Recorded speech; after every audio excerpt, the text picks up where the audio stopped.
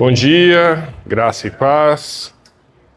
Vamos começar mais uma aula em Apocalipse. Hoje nós vamos estudar o capítulo 10 e capítulo 11 de Apocalipse, dando sequência ao nosso estudo. Na aula anterior nós começamos a estudar as trombetas, né? As trombetas elas vieram do sétimo selo.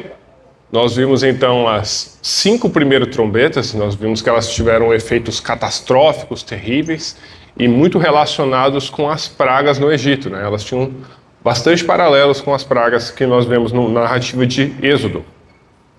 Mas quando nós chegamos ali, então, nesse momento, no final da 6ª trombeta, acontece assim como aconteceu entre o 6º selo e o 7º selo, aqui também vai acontecer um interlúdio antes da 7ª trombeta, ou seja, uma pausa em que o foco da narrativa, aquilo que está sendo descrito por João, deixa as trombetas, deixa um pouquinho de lado o julgamento de Deus sobre o mundo e sobre os incrédulos e vai apontar para outra coisa.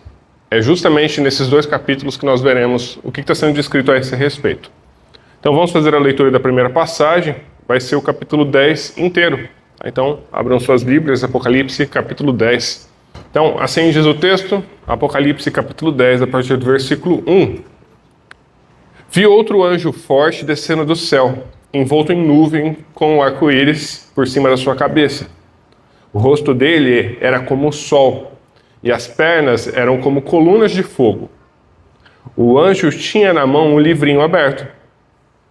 Pôs o pé direito sobre o mar e o pé esquerdo sobre a terra, e gritou com voz forte como ruge um leão. E quando ele gritou, os 7 trovões fizeram soar as suas próprias vozes. Logo que ouvi 7 trovões falarem, eu ia escrever, mas ouvi uma voz do céu dizendo: guarde em segredo as coisas que os 7 trovões falaram, não escreva nada. Então um anjo que vinha em pé sobre o mar e sobre a terra levantou a mão direita para o céu e jurou por aquele que vive para todo sempre, o mesmo que criou o céu e a terra, o mar e tudo que neles há, dizendo: já não haverá demora, mas nos dias da voz do 7º anjo, quando ele estiver para tocar a trombeta, então se cumprirá o mistério de Deus, como ele anunciou aos seus servos, os profetas. A voz que ouvi, vinda do céu, estava de novo falando comigo e dizendo: vá, pegue o livro que se acha aberto na mão do anjo, que está em pé sobre o mar e sobre a terra. Então fui ao anjo, pedindo-lhe que me desse o livrinho. Ele então me falou: pegue o livrinho e devore-o. No seu estômago ele será amargo, mas na sua boca será doce como mel. Peguei o livrinho da mão do anjo e o devorei. Na minha boca ele era doce como mel. Quando, porém, o comi, o meu estômago ficou amargo. Então me disseram: é necessário que você ainda profetize a respeito de muitos povos, nações, línguas e reis. Então, muito bem. Então, esse capítulo aqui, ele inicia esse interlúdio, essa pausa que vai acontecer antes da 7ª trombeta. Nós veremos a 7ª trombeta ali no final do capítulo 11. Mas nesse capítulo 10, o que nós estamos vendo, então, é essa visão desse anjo poderoso e ele vai trazer esse livrinho que vai trazer o comissionamento profético de João, tá? Enfatizando que Deus autorizou e cumprirá a mensagem que João está aqui nos anunciando neste livro. Então João, ele olha e ele vê esse anjo muito poderoso que desce do céu, né, e coloca um pé sobre o mar, um pé sobre a terra, e ele porta este livrinho. Tá? Quem é esse anjo? Aqui já nós encontramos o primeiro debate sobre quem é esse anjo. Algumas pessoas vão apontar para o simples fato, olha, é simplesmente um anjo poderoso. João, ele conversa com anjos durante todo o livro de Apocalipse. Aliás, é muito comum que literaturas apocalípticas, ou seja, outros livros que foram escritos tanto antes de Apocalipse quanto depois de Apocalipse, que não são livros bíblicos, mas que estavam nesse mesmo tipo de gênero literário, o mensageiro recebesse mensagem de anjos para anunciar ali as profecias e esses eventos super simbólicos. Então, algumas pessoas falam, é simplesmente um anjo poderoso que carrega uma mensagem poderosa. Outras pessoas, entretanto, vão apontar algumas das características deste anjo para dizer que ele tem algo de diferente na identidade dele. Veja só. Primeiro, ele está envolto em uma nuvem. Sobre a sua cabeça, um arco-íris. O rosto dele brilha como o sol. As pernas dele são como colunas de fogo. E a voz dele é como de um leão. Fora isso, ele porta o livro. Aquele livro que antes somente o cordeiro era digno de portar. Quem é essa figura? Tá? Então muitas pessoas vão dizer que este anjo, lembrando que a palavra anjo significa mensageiro. Este mensageiro, algumas pessoas vão dizer, é Cristo, é Jesus. As características que estão aparecendo aqui são características que antes foram atribuídas a Deus que está sentado no trono e a Jesus Cristo. Tá? Então, algumas pessoas vão defender essa possibilidade. Outra coisa que é bem interessante é que as pernas dele são como colunas de fogo.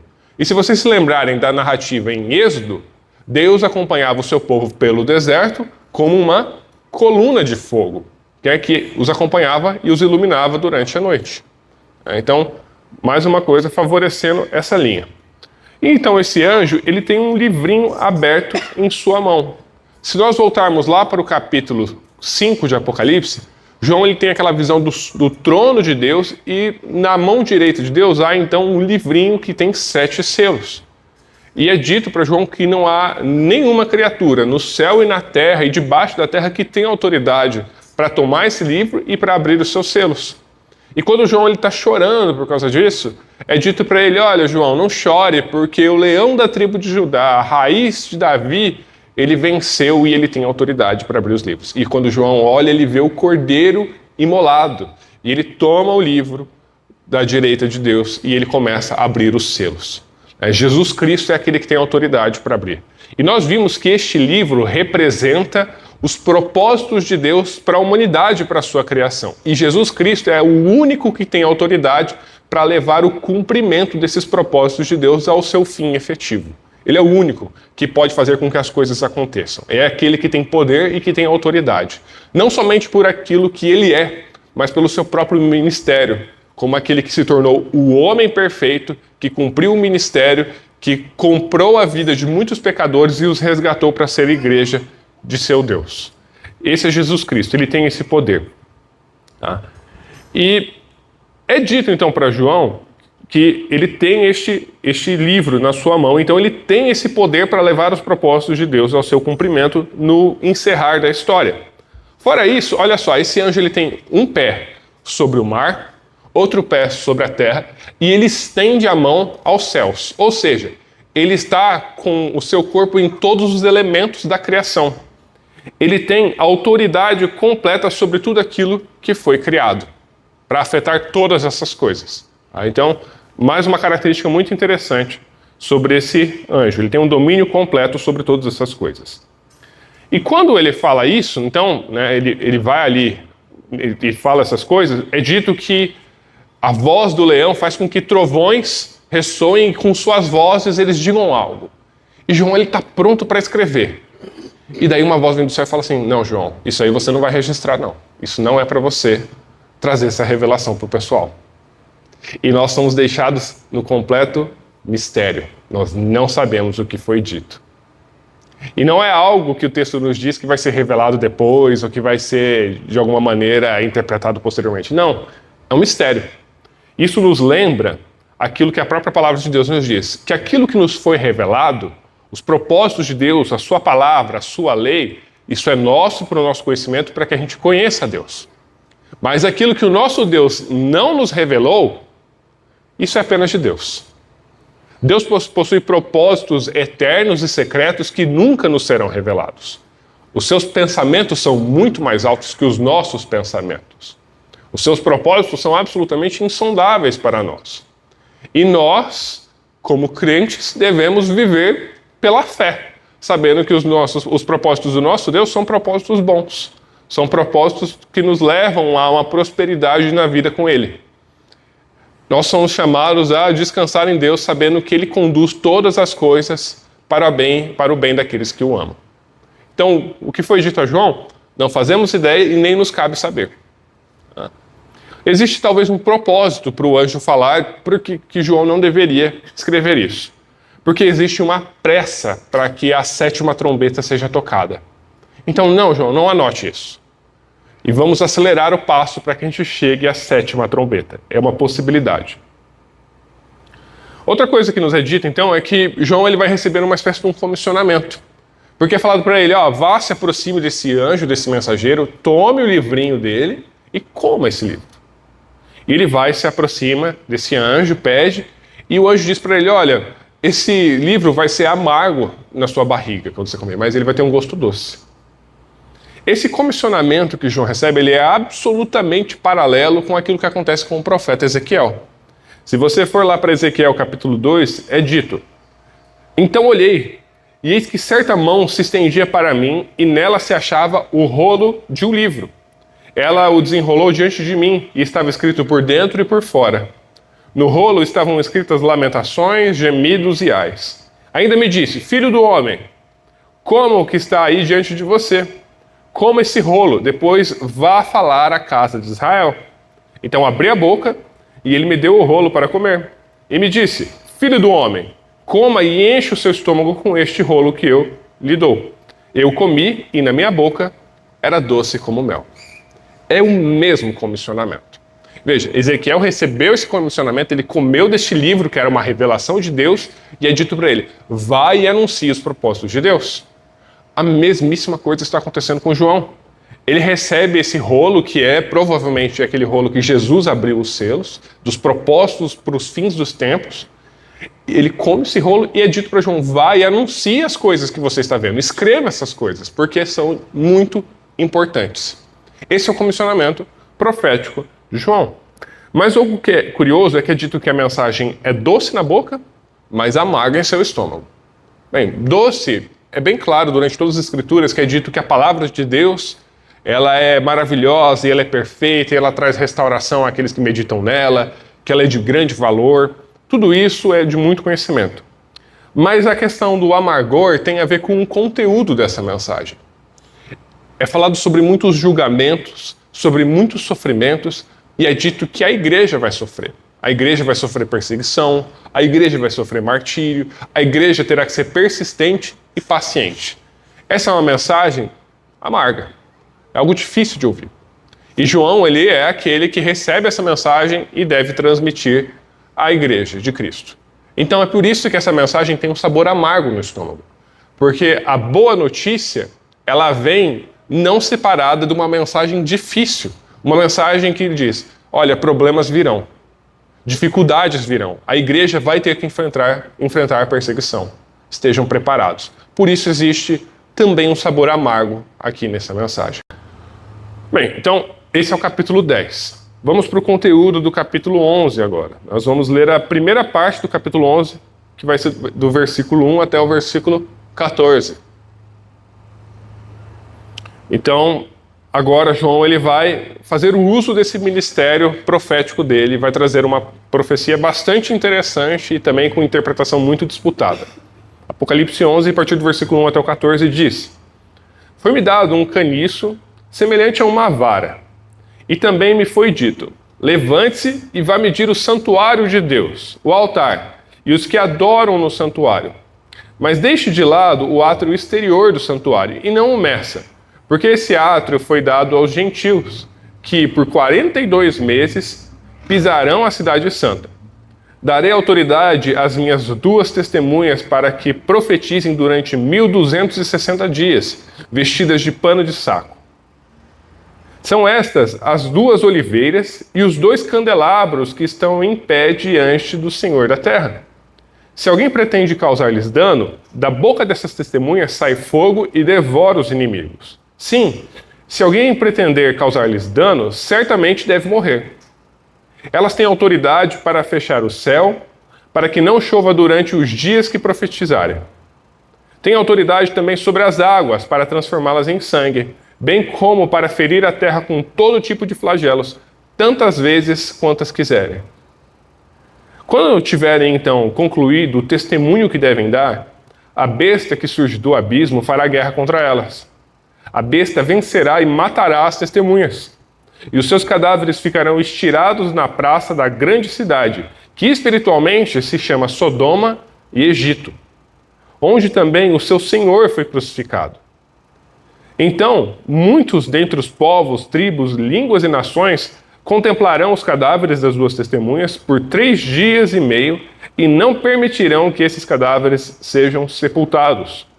Os que habitam sobre a terra se alegrarão por causa da morte das duas testemunhas. Realizarão festas e enviarão presentes uns aos outros, porque esses dois profetas atormentaram os que moram sobre a terra.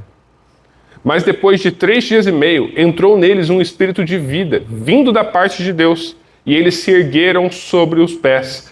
E aqueles que os viram ficaram com muito medo. E as duas testemunhas ouviram uma voz forte vinda do céu, dizendo-lhes: subam para cá. E subiram ao céu numa nuvem, e os seus inimigos as contemplaram. Naquela hora houve grande terremoto, e ruiu a 10ª parte da cidade. Nesse terremoto morreram 7.000 pessoas. As outras pessoas ficaram aterrorizadas e deram glória ao Deus do céu. Passou o segundo ai. Eis que sem demora vem o terceiro ai. Ok, então vamos ver aqui o que está acontecendo. Então os intérpretes disputam aqui se João ele descreve simbolicamente como Deus protege e defende a sua igreja sofredora após ela ter profetizado contra o mundo e ter sido perseguida, ou então se João aqui profetizou sobre 2 personagens reais que virão durante a grande tribulação. Tá? Vamos olhar o texto e vamos ver quais são os argumentos para cada lado. Primeiro, o texto diz que João ele recebe a instrução de ir para medir o santuário de Deus, tá? E os que adoram nesse santuário. Ele recebe uma vara para fazer isso. Tá? O que isso representa? Primeiro, isso não vem sem precedentes bíblicos. Nada em Apocalipse vem sem precedente bíblico, né? Vocês estão notando isso. A primeira vez que nós vemos isso acontece lá em Ezequiel, aquele profeta que é tão referência para João aqui. Lá em Ezequiel capítulo 40, começa a descrição de um novo templo com dimensões diferentes do original, e é dito que o profeta Ezequiel ele deva observar a medição desse templo. Assim está escrito em Ezequiel 40. Ele me levou para lá e vi um homem cuja aparência era como a do bronze. Estava em pé junto ao portão e tinha na mão um cordel de linho e uma cana de medir. E daí nós vemos nos capítulos subsequentes de Ezequiel várias medições de todas as dimensões desse templo. E desse templo sai um rio de águas vivas que vão e trazem vida por onde quer que esse rio passe. É uma predição simbólica sobre a nova aliança e sobre o Espírito Santo que seria derramado, então, sobre a igreja. Em Zacarias, nós também vemos algo parecido. Lembrando que Zacarias é outro grande profeta do Antigo Testamento com características muito apocalípticas. Zacarias descreve: levantei os olhos e vi, e eis um homem que tinha na mão um cordel de medir. Então perguntei: para onde você vai? Ele me respondeu: vou medir Jerusalém, para saber a sua largura e o seu comprimento. Jerusalém é a cidade do povo de Deus. E claro, em Apocalipse mesmo, no capítulo 21, João ele recebe uma vara para que ele meça a nova Jerusalém. Está lá escrito, capítulo 21, versículo 15. Aquele que falava comigo tinha por medida uma vara de ouro para medir a cidade, os seus portões e a sua muralha. E a nova Jerusalém, como nós veremos, ela representa o povo de Deus, restaurado e salvo na nova criação. Tá? Quando nós olhamos para essa passagem aqui, a medição do templo, dos seus utensílios e das pessoas, isso demonstra que o santuário em si representa o povo de Deus, os santos. Então, quando nos é dito que eles vão e meçam o templo, é dito para medir o tamanho do povo de Deus. Tá? Alternativamente, porque obviamente existe uma alternativa de interpretação aqui, os futuristas, especialmente da linha dispensacionalista, tá? Lembrando, futuristas são aqueles que olham para o Apocalipse e entendem essas profecias como eventos que ainda irão acontecer. E os dispensacionalistas é um grupo um pouquinho mais complexo, que entende a história bíblica como uma série de dispensações de Deus e que entende, inclusive, que Israel continua sendo o povo de Deus em um aspecto diferente que a igreja é e que existem profecias específicas que ainda devem se cumprir para Israel. Os dispensacionalistas dizem estas coisas e várias outras coisas que nós não teremos tempo de estudar agora. Mas os dispensacionalistas vão dizer que um terceiro templo ainda deve ser construído. E essa é a passagem que nos prova isso. Eles falam, olha, João está dizendo que no fim dos tempos, lá na grande tribulação, vai haver um terceiro templo. O templo em Jerusalém vai ser reconstruído. Caso contrário, como seria possível que João medisse esse templo? Como seria possível que os gentios estariam pisando a cidade de Deus do lado de fora desse templo? Tá? Então eles olham para essa passagem e entendem ela como uma profecia literal. Tá? Literal. Essa é uma das grandes críticas que os dispensacionalistas vão receber, porque a interpretação literal deles não é consistente. Às vezes é literal, às vezes é simbólica. Então, enfim, né, vamos seguir. É dito também que o átrio ou pátio exterior da área do templo seria então essa área em que os gentios ficariam e que eles pisariam a cidade de Deus, tá? Durante um período de 42 meses. Isso é bem interessante, porque se nós seguirmos nessa ideia de que o templo representa o povo de Deus, os gentios estarem pisando esse templo simboliza justamente a perseguição do povo de Deus, a opressão do povo de Deus. Então, eles estarem na área externa, na área dos gentios, significa que eles não têm permissão para entrar diante da presença de Deus, naquele lugar que somente o povo de Deus poderia participar. E o que representa esses 42 meses? Ou, como aparece logo em seguida, esses 1.260 dias. O que é isso? 42 meses são 3 anos e meio. Tá? 1.260 dias, se você colocar meses de 30 dias, também são 3 anos e meio. Se você também contar uma outra expressão que vai aparecer em Apocalipse, 1 tempo, 2 tempos e meio tempo, também são 3 anos e meio. Isso é uma referência que vem de Daniel. Daniel, ele diz isso, ele descreve falando, ele falará contra o Altíssimo, oprimirá os santos do Altíssimo e tentará mudar os tempos e a lei. E os santos serão entregues nas mãos dele por 1 tempo, tempos e metade de 1 tempo. Tá? Lembra que eu disse para vocês que os números em Apocalipse eles têm significado? O número 7, que é o dobro de 3,5, representa perfeição, completude e aquilo que é eterno. O que metade de 7 representa então? Exatamente o oposto. Aquilo que tem fim, ou seja, é finito, aquilo que é provisório, aquilo que é imperfeito e que vai passar. Então, quando é dito que a cidade é pisada ali por 3 anos e meio, é dito que isso é provisório. Essa perseguição ela não vai durar, ela vai acabar. É isso que significa esse número. A não ser que você faça a leitura futurista, que daí diz que exatamente por um período de 3 anos e meio haverá uma grande perseguição durante a grande tribulação. Tá? É assim que as duas linhas disputam o significado. Até reforçando um pouco aquela ideia de que o templo representa o povo de Deus, nós temos várias passagens no Novo Testamento que reforçam essa ideia, né? Vale a pena lembrar de algumas. Por exemplo, o apóstolo Paulo escreve aos Coríntios, dizendo: vocês não sabem que vocês são santuário de Deus e que o Espírito de Deus habita em vocês?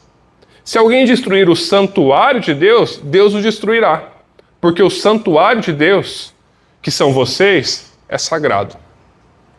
Paulo também escreve lá em Efésios: assim vocês não são mais estrangeiros e peregrinos, mas concidadãos dos santos e membros da família de Deus, edificados sobre o fundamento dos apóstolos e profetas, sendo ele mesmo, Cristo Jesus, a pedra angular. Nele todo edifício, bem ajustado, cresce para ser um santuário dedicado ao Senhor.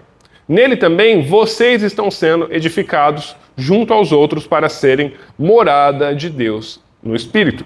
E Pedro também escreve na sua primeira carta: chegando-se a ele, a pedra que vive, rejeitada sim pelos homens, mas para com Deus eleita e preciosa. Também vocês, como pedras que vivem, são edificados casa espiritual para serem sacerdócio santo, a fim de oferecerem sacrifícios espirituais agradáveis a Deus por meio de Jesus Cristo. O que o Novo Testamento nos mostra é que o santuário é um símbolo do povo de Deus. Aquele lugar, aquele espaço que primeiramente foi o tabernáculo e depois foi o templo construído, era um símbolo, era uma sombra de uma realidade muito superior. E qual é essa realidade superior? Que Deus resgataria um povo e que o seu espírito não habitaria mais em templos construídos por mãos humanas, mas habitaria em pessoas regeneradas pelo seu Espírito Santo. Essa é a revelação que nós temos. E é esse povo que está sofrendo essa perseguição aqui. Então, eles pisarão a cidade santa. Então, no versículo 2, quando fala desse pisar na cidade santa, então nós vemos como então os futuristas têm essa interpretação mais literal. Por outro lado, os preteristas, ou seja, aqueles que acreditam que os eventos de Apocalipse, em sua grande maioria, já aconteceram, vão apontar como que isso aqui é uma realidade já conhecida dos leitores de João. Porque no ano 70 depois de Cristo, os romanos invadiram Jerusalém, eles conseguiram tomar Jerusalém depois de um grande cerco e destruíram aquela cidade. Eles pisaram aquela cidade e levaram ela à sua ruína. Então os preteristas vão falar como que João está falando sobre este evento aqui. Talvez profeticamente, talvez retroativamente. Existem mais linhas preteristas. Depois nos é dito sobre essas duas testemunhas. E esse é o grande mistério da aula de hoje. Quem são essas duas testemunhas? E novamente, as duas testemunhas não são figuras novas no texto. Elas possuem referências do Antigo Testamento que nos ajudam a entender quem são elas. Então, a primeira referência mais importante vem lá de Zacarias. Zacarias, ele escreve no capítulo 4 uma passagem que é bem interessante. Acompanhem comigo a leitura de Zacarias, capítulo 4. Assim escreve o profeta. O anjo que falava comigo voltou e me despertou, como se desperta alguém do sono. Ele me perguntou, o que você está vendo? Respondi, vejo um candelabro todo de ouro e um vaso de azeite em cima com as suas 7 lâmpadas e 7 tubos, um para cada uma das lâmpadas que estão em cima do candelabro.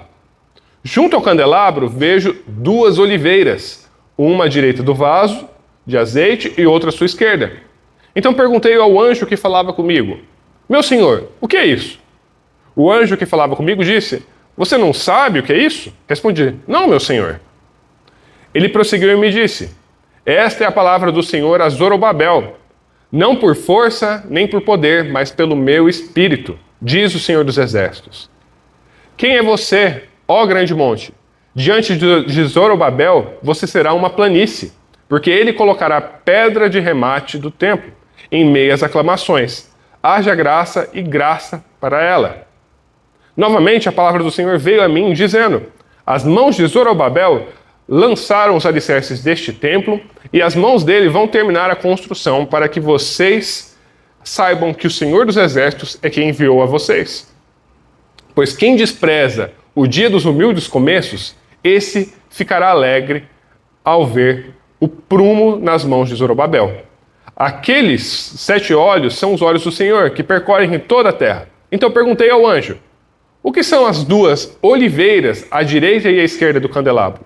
E acrescentei uma segunda pergunta. O que são os 2 ramos de oliveira que estão juntos aos 2 tubos de ouro que vertem azeite dourado?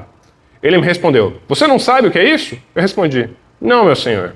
Então ele disse, são os 2 ungidos que estão a serviço do Senhor de toda a terra. Então veja, 2 ungidos, 2 testemunhas, 2 candelabros, 2 oliveiras. É as mesmas figuras que João está apresentando aqui, as 2 testemunhas. Isso é bem interessante. Na passagem de Zacarias ele estava falando sobre Zorobabel, que foi aquele responsável por trazer o povo de volta do cativeiro para Jerusalém e iniciar a construção do templo. E ele também fala sobre Josué, um sumo sacerdote que voltou com ele para servir naquele templo que seria construído. Esses são os 2 que estão sendo referenciados nessa profecia. Eles são as 2 testemunhas ali, eles são as 2 oliveiras. É sobre isso que a profecia lá em Zacarias fala. Então, esse é o precedente. Mas fora isso, eu quero lembrar vocês que candelabro, oliveira, todas essas coisas são símbolos em Apocalipse. E algumas vezes, Apocalipse nos fala o que esses símbolos representam. Vocês se lembram o que significa candelabro? Jesus mesmo disse o que esse símbolo significava. Candelabros são igrejas. Jesus disse lá no capítulo 1 que havia então os candelabros e as estrelas nas suas mãos. Os candelabros representam igrejas. Tá? Então, nós já temos ali o que seria essa possível interpretação desses candelabros. E esse número 2, por que 2 testemunhas? Olha, a lei exigia o testemunho de 2 pessoas, pelo menos, para que um testemunho fosse verdadeiro. Está lá em Deuteronômio. Uma só testemunha não poderá se levantar contra alguém, por qualquer iniquidade ou por qualquer pecado, seja qual for que cometer. Mas pelo depoimento de 2 ou 3 testemunhas se estabelecerá o fato. Então é bem importante que houvesse pelo menos 2 ou 3 testemunhas para que uma verdade fosse confirmada. O testemunho de uma pessoa só não seria suficiente.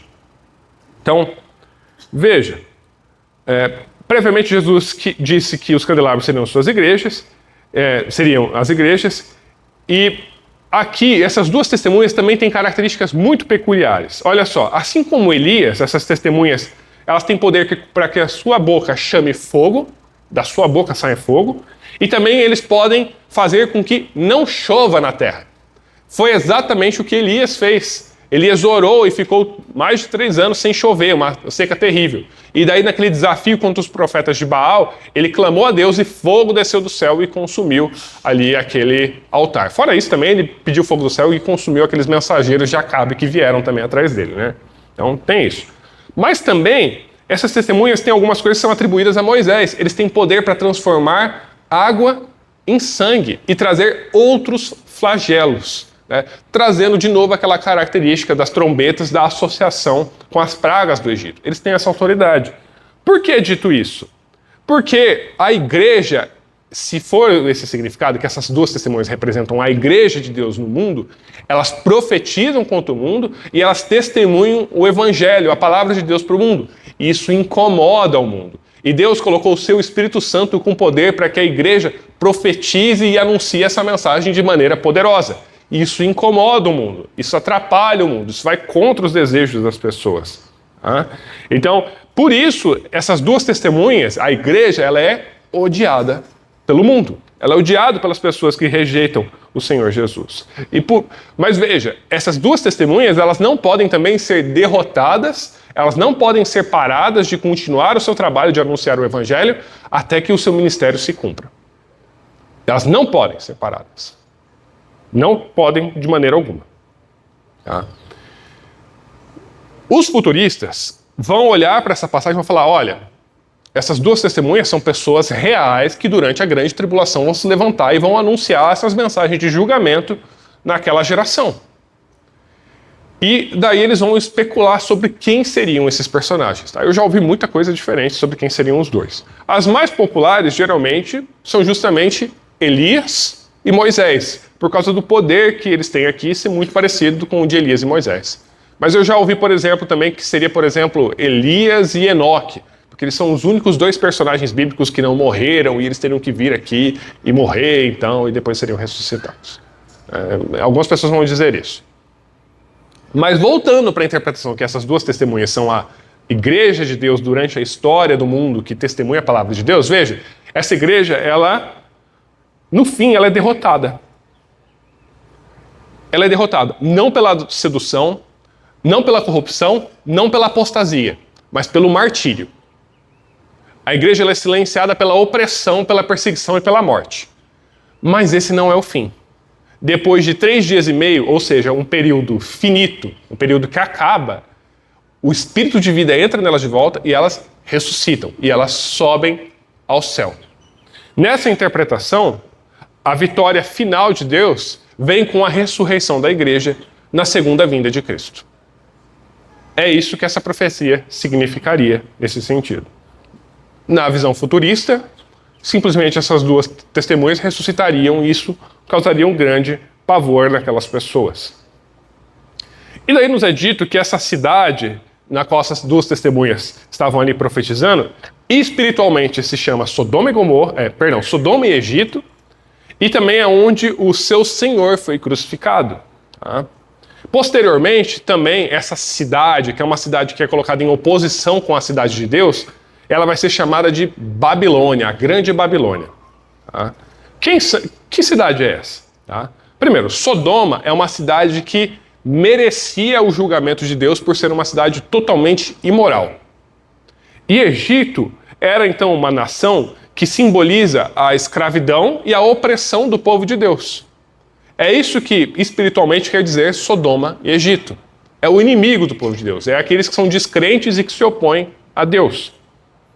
Posteriormente, a Babilônia vai representar aquele povo inimigo que persegue o povo de Deus.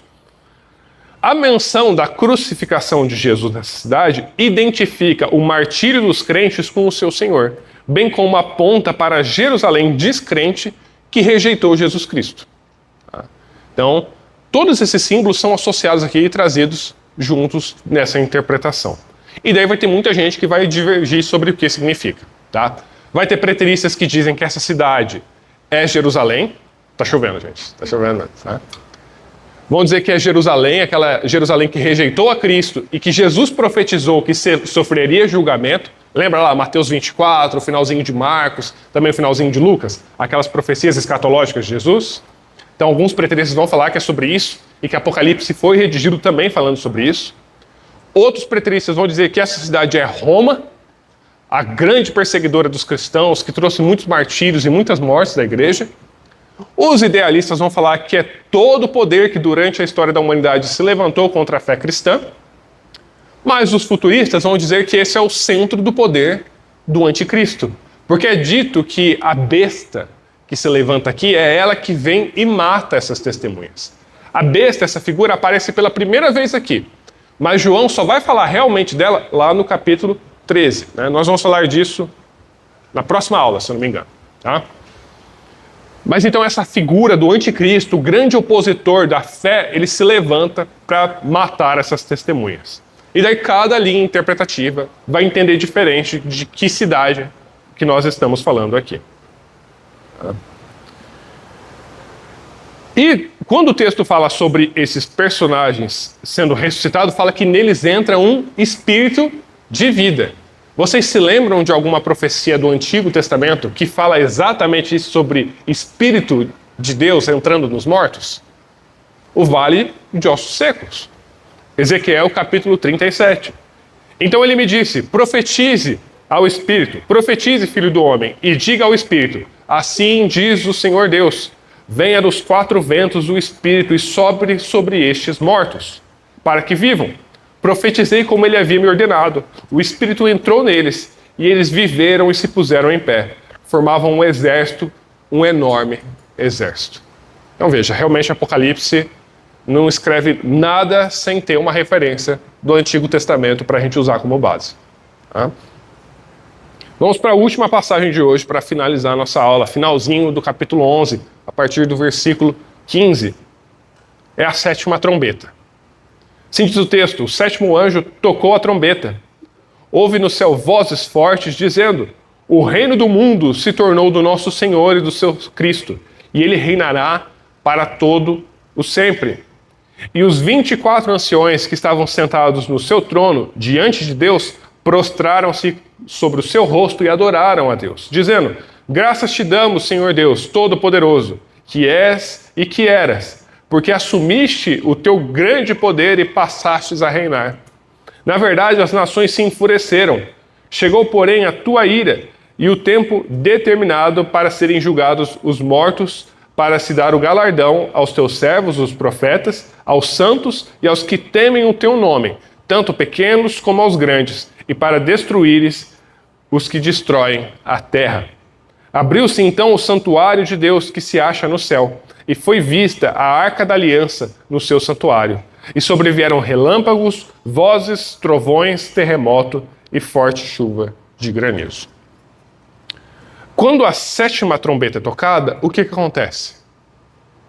O mundo acaba. De novo, em Apocalipse. Essa é a segunda vez que está acontecendo. Como que nós sabemos que acabou? Olha, é o que é dito.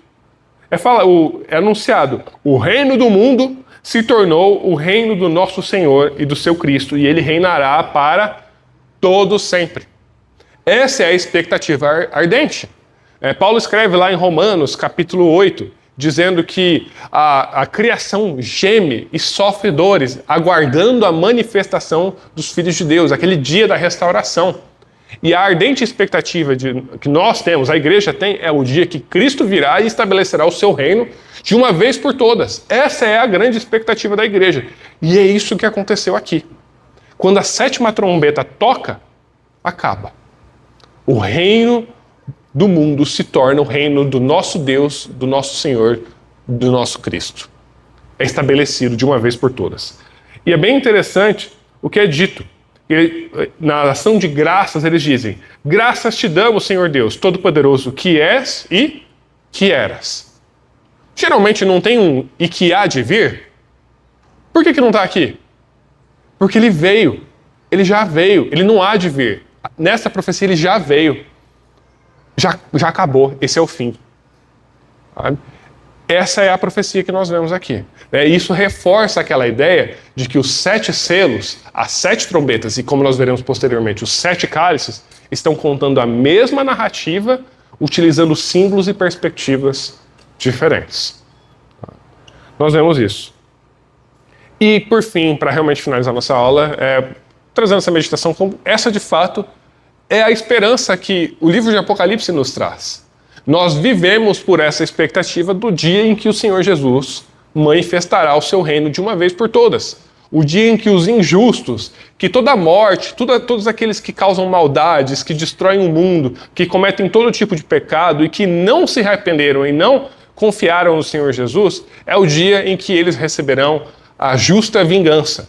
E é nesse dia também que nós, que morremos na fé em Jesus, seremos ressuscitados e para sempre viveremos com Ele neste mundo restaurado, livre de todo o sofrimento, de toda a dor e de toda a morte, para todo sempre. Essa é a expectativa. E essa é a mensagem de conforto principal que Apocalipse traz. Apocalipse não é uma mensagem de terror, não é uma mensagem sobre símbolos para você tentar interpretar os tempos, é uma mensagem de consolo e de confiança para igrejas que sofrem perseguição, dizendo: Jesus Cristo também sofreu, Ele também morreu, mas assim como Ele ressuscitou, vocês também vão ressuscitar. Essa é a mensagem de Apocalipse. Amém? Se Deus quiser, na próxima aula nós continuaremos estudando o que se segue, Os próximos capítulos são alguns dos capítulos mais debatidos e mais interessantes de Apocalipse, mas assunto para as próximas aulas.